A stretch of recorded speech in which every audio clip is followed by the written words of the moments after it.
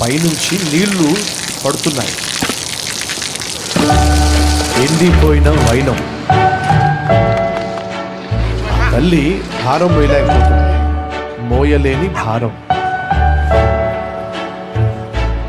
ఆకలేసిన ప్రాణం.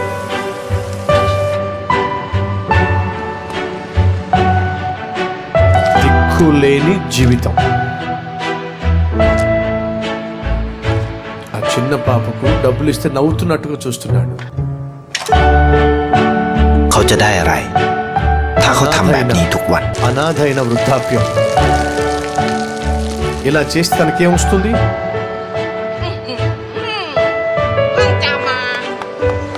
ఇలా చేస్తే తనకేమొస్తుంది? ఇలా చేస్తే తనకేమొస్తుంది? ఇలా చేస్తే తనకేమొస్తుంది? ఏమీ రాదు.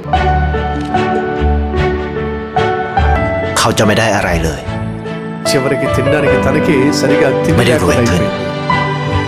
ఇతను ఎప్పటికీ ధనవంతుడు కాదు, ไม่ได้ออกทีวี ఎప్పటికీไม่มีใคร ఫేమస్ รู้จัก కాలేడు, ఎప్పటికీ ไม่ได้มีชื่อเสียงที่ గొప్పవాడు มากขึ้น కాలేడు.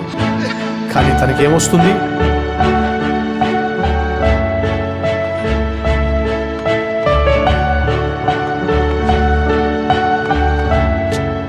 ఇప్పుడు చూద్దాం.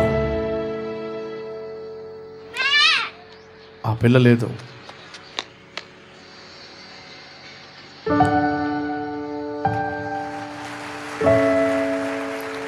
నీ సహాయం ఎప్పటికీ వృధా కాదు. เพราะสิ่งที่เขาได้ అతనికిคือได้แค่ మిగిలింది ఆస్తి కాదు, ความรู้สึก మిగిలింది అంతస్తు కాదు, కానీ ఆప్యాయత, ఆనందం. ได้เห็นความสุข